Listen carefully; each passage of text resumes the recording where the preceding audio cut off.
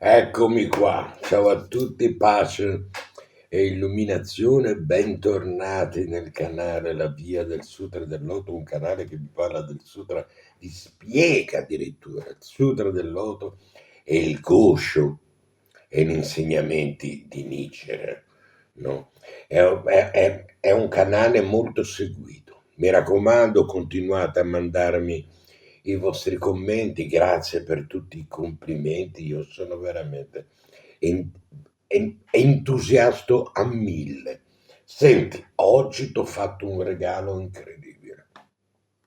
Oggi ti faccio l'esegesi del capitolo 11, un capitolo fondamentale per la tua vita di tutti i giorni, quindi non perderlo e non perderlo di vista questo video. Stai qui, attaccati qui, incollati qui, perché questo è un capitolo davvero molto importante per la tua vita.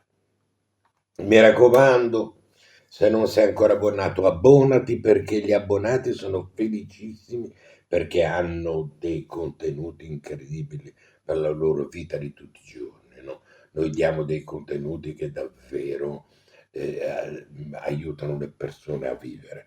È questo il senso del canale, l'avrei capito, no? Molti mi fate i complimenti per come parlo, per come spiego e per come vi porto gli insegnamenti. Ma perché faccio così? Uno, perché io sono così. Due, perché vi porto l'esperienza di più di 40 anni di pratica e poi perché voglio aiutarvi. Vi parlo in modo che tutti voi capiate. Entriamo però, l'avete mai letto l'11° capitolo? Allora leggitelo perché ti racconto, quando comincia il capitolo avviene subito una scena incredibile. Allora andiamocela un attimino a vedere. Allora, immagina di essere lì. Sei seduto su un prato enorme, insieme a migliaia e migliaia di persone. Il Buddha sta parlando, l'aria è ferma, tutti ascoltano in silenzio. E poi all'improvviso la terra comincia a tremare. Dal suolo emerge una torre, non una torre normale, è gigantesca, coperta di oro, di argento e di pietre preziose di ogni colore. Sale lenta, maestosa e si ferma sospesa in mezzo all'aria, sopra a tutte le vostre teste. Tutti alzano gli occhi. Nessuno capisce cosa sta succedendo. Poi si sente una voce che viene dall'interno della torre, una voce profonda, una voce antica che dice quello che il Buddha sta insegnando, credetemi, è vero, è tutto vero. Chi parla? Chi parla è un altro Buddha, chiamato Molti Tesori, il Buddha Tao, che era morto milioni e milioni di anni prima, eppure, fai bene attenzione, è ancora lì, dentro quella torre, a testimoniare che il Buddha Shakyamuni sta dicendo la verità, a dire non abbiate paura, non dubitate, è tutto reale. Il Buddha allora che cosa fa? Sale in cielo, si avvicina alla torre, ne apre le porte e si siede accanto a questo antico Buddha. Si siede a fianco, due esseri enormi seduti insieme che guardano dall'alto tutti noi. E a questo punto il Buddha chiama. Chi è disposto a portare questo insegnamento nel nostro mondo difficile? Chi è fra di voi che vuole farlo? Ecco, questo è il capitolo 11. E adesso vediamo perché è scritto per te, per la tua vita di tutti i giorni. Il sutra dice una cosa che fa quasi sorridere. È così bella, davvero, credimi. Ovunque qualcuno legga, reciti o semplicemente pensi a questo insegnamento, lì in quel posto, dice, apparre quella torre che parlavamo prima. Non a Roma, non in un tempio speciale, non in Tibet, nemmeno in Giappone. Lì, nel tuo appartamento, sul tuo divano consumato, in cucina mentre aspetti che l'acqua bolla, nel tuo ufficio grigio alle 3 del pomeriggio, la torre apparre dove sei tu, quando pratichi attenzione, quando il cuore è sincero. La torre appare dove sei tu quando pratichi con il cuore sincero. Questo non è un modo di dire, diciamo, carino, no? È il cuore del capitolo. Il sacro, dice il capitolo, non è altrove, non è qualcosa che devi raggiungere viaggiando, studiando per anni, diventando una persona migliore. È già qui, ti sta aspettando esattamente dove sei. Allora, proviamo di nuovo a pensare alla scena. Un Buddha morto da un tempo immenso, da un numero di anni così grande che non riusciamo nemmeno a immaginarlo, eppure è ancora lì, vivo, presente, a dire è vero, hai ragione, è vero, hai ragione a credere. Questo ci dice qualcosa davvero di commovente nella nostra vita, no? Ci dice quando pratichi non sei solo una persona sola in una stanza, ti inserisci in una catena lunghissima.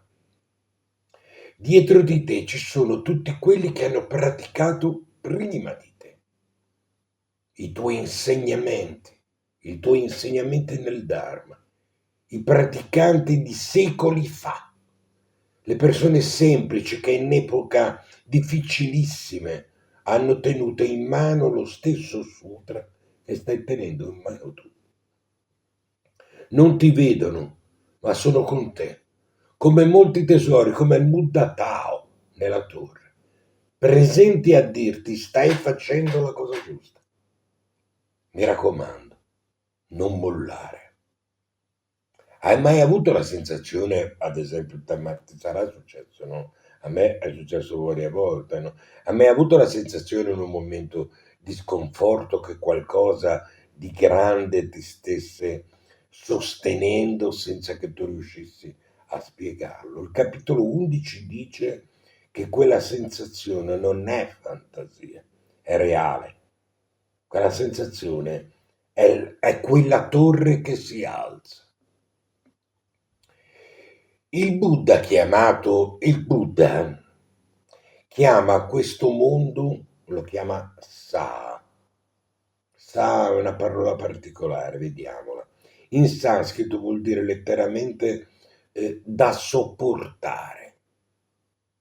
Un posto quindi dove si soffre, un posto che è quindi faticoso. E poi, e qui è la cosa straordinaria, dice ai suoi seguaci, restate qui, praticate qui, portate il Dharma proprio qui. Ma come? Ma hai detto che il mondo sa, un mondo da sopportare, un mondo di sofferenza, perché mi dici questo? Perché vuoi che io stia qui? Portate il Dharma proprio qui, dice. Non in un mondo migliore, non quando le cose saranno più facili, non quando avrai risolto i tuoi problemi, trovato la serenità, smesso di litigare con tua sorella o con il tuo capo. No, adesso, come sei qui, in questo mondo difficile. Quante volte, ad esempio, pensiamo comincerò a stare meglio quando otterrò questo, quando otterrò quell'altro, no? Quando cambierò lavoro, quando i figli cresceranno, quando avrò più tempo, quando sarò meno stanco. Il capitolo 11 spezza gentilmente questa attesa. Dice non aspettare. Il posto giusto è questo. Il momento giusto è adesso. Le condizioni perfette non esistono. E non ne abbiamo nemmeno bisogno, dice il Buddha. Quando il Buddha apre la torre e si siede accanto al Buddha Tao, molti tesori, succede qualcosa di simbolicamente bellissimo, credimi. Due esseri che sembrano separati, il presente e il passato, il visibile e l'invisibile, vicino e lontanissimo, si trovano a fianco, uguali, insieme. È un'immagine molto importante per la tua vita, no? Anche in te ci sono due parti che sembrano separate, no? C'è la parte di te che va al lavoro, fa la spesa, litiga, si stanca e sbaglia. E c'è la parte di te che pratica, che sente qualcosa di più grande, che cerca il senso delle cose. Il capitolo 11 dice che queste due parti non sono separate, sono già sedute a fianco, ci dice il capitolo 11, come i due Buddha. Non devi scegliere tra le due vite, la vita normale e la vita spirituale. Queste due sono la stessa vita, lo stesso posto, lo stesso momento. Questo ci dice il capitolo 11. Puoi essere una persona imperfetta e praticante allo stesso tempo. Anzi, puoi essere praticante proprio perché sei una persona imperfetta. La torre si alza anche lì. È importante questo. Riflettici. La scena finale del capitolo è quella in cui il Buddha chiede: chi è disposto a portare questo insegnamento in questo mondo difficile? Questo è importante. È una chiamata, non a pochi eletti, non ai santi o ai perfetti, a tutti quelli che erano lì ad ascoltare, a gente normale, con le loro vite normali. Ma anche tu sei lì ad ascoltare, adesso, leggendo e ascoltando queste parole, no? Essere chiamati non significa diventare predicatori dei maestri, non significa tenere discorso, cambiare il mondo con grandi gesti, no? Significa portare nel tuo piccolo mondo, nella tua famiglia, tra i tuoi amici, sul posto di lavoro, quella luce che hai ricevuto praticando. Una parola più gentile del solito, no? Una pazienza in un momento in cui ti verrebbe da urlare. Stare vicino a qualcuno che soffre senza scappare. Questo è rispondere a quella chiamata che dice il Buddha. Questo è portare il Dharma nel mondo, sa. E quando lo fai, anche solo per un momento, il Buddha dice la torre si alza lì ancora. Allora, lasciami raccontare questa cosa. C'era un uomo, chiamiamolo Marco, che aveva perso il lavoro a 50 anni, no? Si sentiva inutile, vecchio, finito. Aveva smesso di praticare da mesi. Una mattina per caso riaprì il Sutra del Loto al capitolo 11. Non sapeva nemmeno il perché. Lesse la torre che sale dal suolo in mezzo a una situazione impossibile. Lesse del Buddha che si siede in un posto sospeso, né in terra né in cielo. Lesse della chiamata, no? Chi vuole, sai la chiamata? Chi vuole portare questo insegnamento qui, in questo mondo difficile, pensò: io sono in un posto sospeso. Mi sento così. Non sono più quello che ero. Non so ancora chi sarò. Sono in mezzo all'aria, come la torre. Questo non cambiò niente quella mattina. Non trovò lavoro il giorno dopo, no? Non ti sto raccontando questo per questo. Però smise di vergognarsi di dove si trovava e ricominciò a praticare, non per uscire dal momento difficile, ma dentro quel momento, in quel momento. 6 mesi dopo disse, no, 6, 8 mesi dopo disse, quel capitolo mi ha salvato la vita. Non perché ha risolto il problema che avevo, non perché mi ha detto che il problema era il posto giusto, no.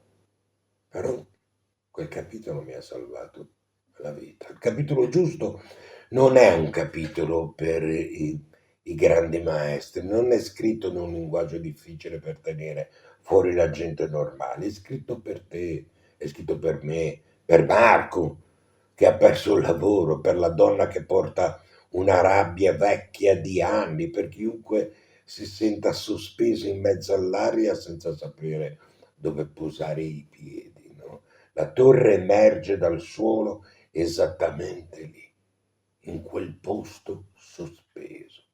Ogni volta che hai una giornata storta pratichi lo stesso, ogni volta che sei stanco e reciti anche solo poche parole, ogni volta che scegli la gentilezza invece della chiusura, la pazienza invece della reazione, la presenza invece della fuga.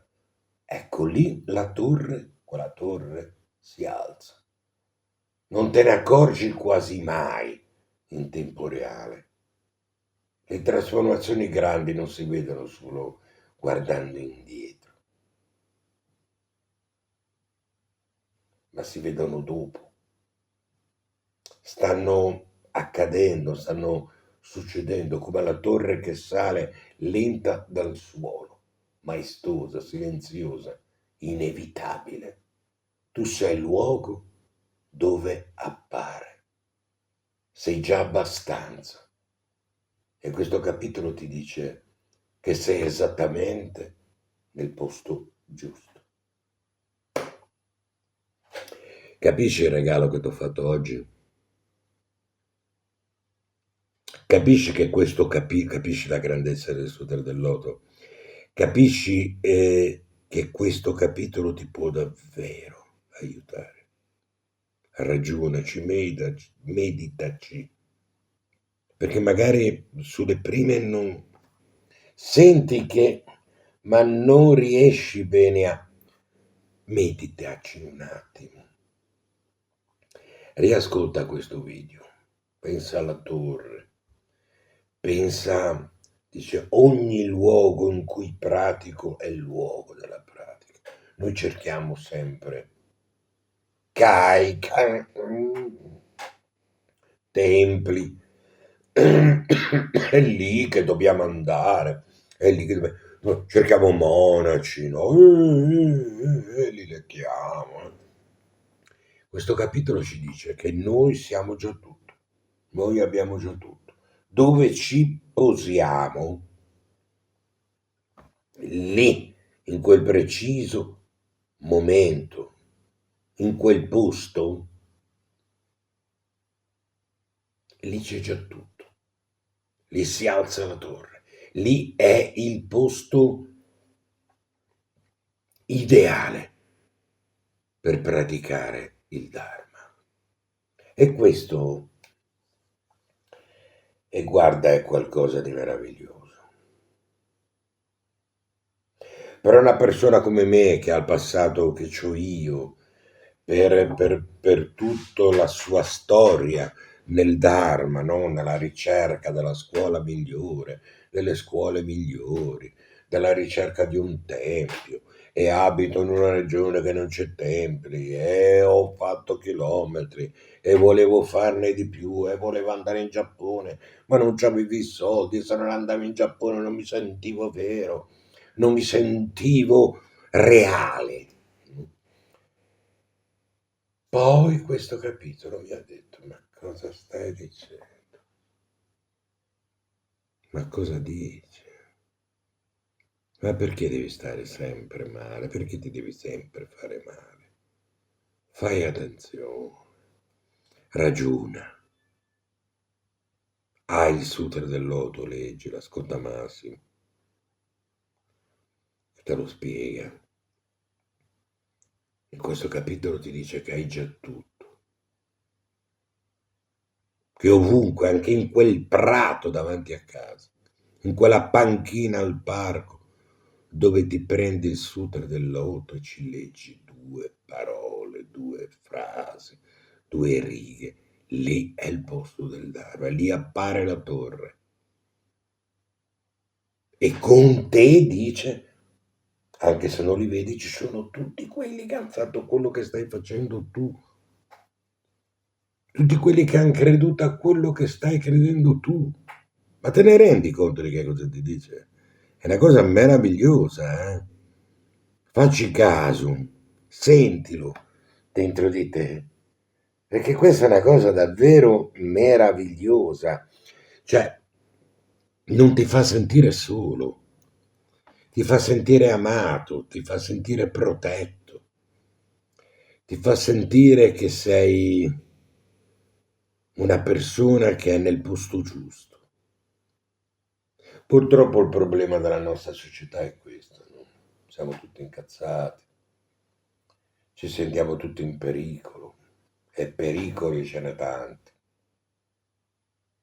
Noi pratichiamo il buddismo, molti di voi non praticano il buddismo, scusa se te lo dico, ma sai che io sono una persona estremamente sincera, è il mio difetto. Il mio difetto è questo. Molti di voi sono convinti di praticare il buddismo, ma non lo praticano, perché fanno parte di questo, di quell'altro, che non praticano il buddismo.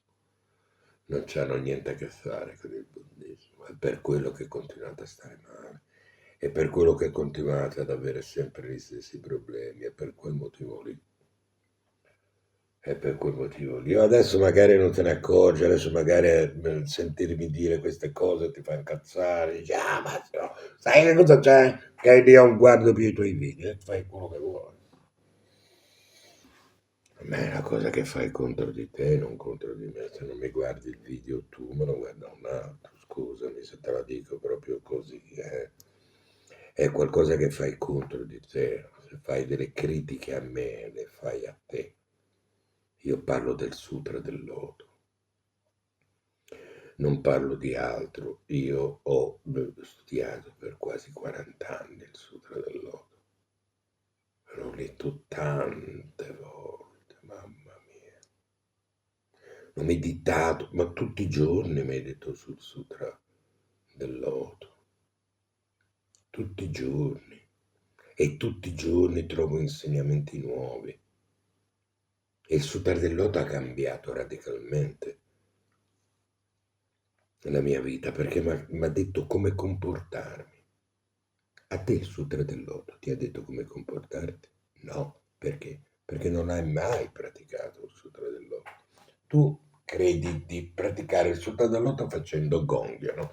Niji Ceso Giusamai, Ganyo Ceso Bugia, Gingimura. Quello lì è il Sutra del Loto. Cosa capisci quando leggi quelle cose lì? Quando le reciti? Ti rimangono.